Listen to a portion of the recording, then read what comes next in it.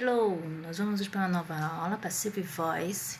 Nós vamos compreender como que a gente faz essa transformação, né, da voz ativa para a voz passiva e como a gente consegue compreender a voz, essa forma passiva da voz numa frase, né, do texto. Vejamos.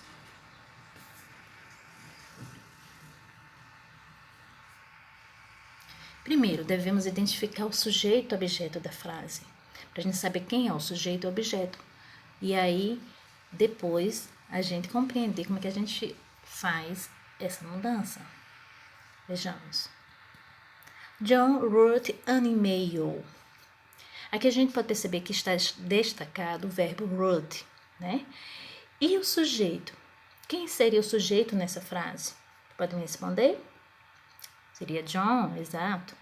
E o objeto, an e-mail. Pronto, vamos para uma próxima frase. E o objeto seria quem? The rainforest. Ok? Outro exemplo. They stole my car. Ação, a gente consegue ir para o próximo ponto, né? Se eu identifico o sujeito, objeto, qual outro ponto que eu posso observar e encontrar nessa frase?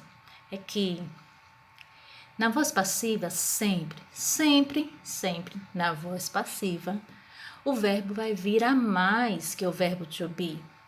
Observe que na voz ativa só tem um verbo, aquele que a gente apresentou lá em cima, né? Apresenta somente um verbo, ok? Queria retornar, mas não estou conseguindo. Bom, então vou mostrar aqui as formas passivas. Olha, aqui tem dois verbos, was, written, né? E esse by, ele é a forma característica também da passiva, porque ele está na posição, significa pelo, por, pela, né? Então, an e-mail was written by John. Então, o e-mail foi escrito por John. Então, aqui a gente percebe que quando você... tem dois verbos, logo vai ser uma voz passiva. Se existe então deve ser uma voz ativa. Se a gente vai começar a observar esses dois pontozinhos, já vai facilitar a nossa vida. Ok? Um outro exemplo. The rainforests were destroyed. Então, as florestas tropicais foram destruídas, são destruídas. Então, aqui são dois verbos também, percebemos que está na voz passiva, ok? My car was stolen. A frase aqui, o my, característica, ela está na voz passiva, porque tem o uso do by, né? Então, Climate change is driven by the forest. Is, o verbo to be, drive um outro verbo, by também a preposição pelo, por ou pela. Agente da passiva é essa parte aí. Então, uma frase ativa. John wrote an email. Relembrando, ela vai estar na forma direta. João escreveu um e-mail. Ok? A voz passiva, quando ela é transformada, a gente faz uma troca. O objeto que estava lá na ponta passa para frente, vai ficar an email. An email was written by John. O verbo desce. Você percebe que na voz ativa existe um verbo no present simple, na voz passiva dois verbos. Que à medida que a gente vai aprendendo sobre os outros modos verbais, né, que são características dos modos verbais. Presente contínuo, por exemplo, ele tem o verbo to be mais a terminação ing, né? E quando vai passar para a voz passiva, né, continua com o verbo to be e acrescenta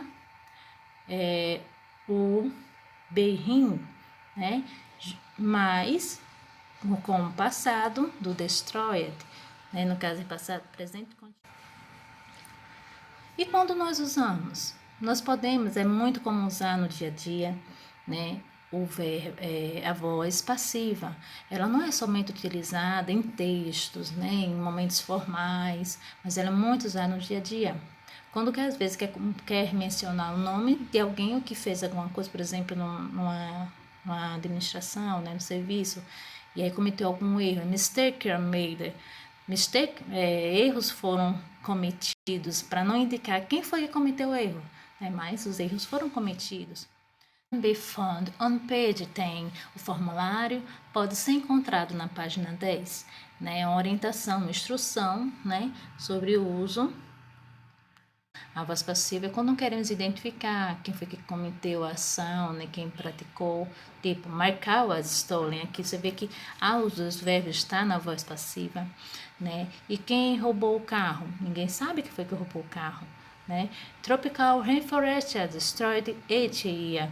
As florestas tropicais são destruídas a cada ano. São 2 verbos, né? Então está na voz passiva. E quem foi que destruiu? Ninguém sabe. Então, outra característica, quando estiver, às vezes quando não está lá a preposição by, né? Mas outro ponto você pode entender como uma forma quando não está identificado o sujeito, quem foi que praticou a ação.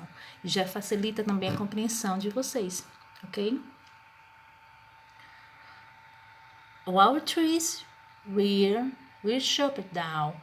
Todas as árvores foram cortadas abaixo, né? Quem cortou? Foram cortados. Quem cortou? Também não sabe, não identifica quem foi que praticou a ação, ok?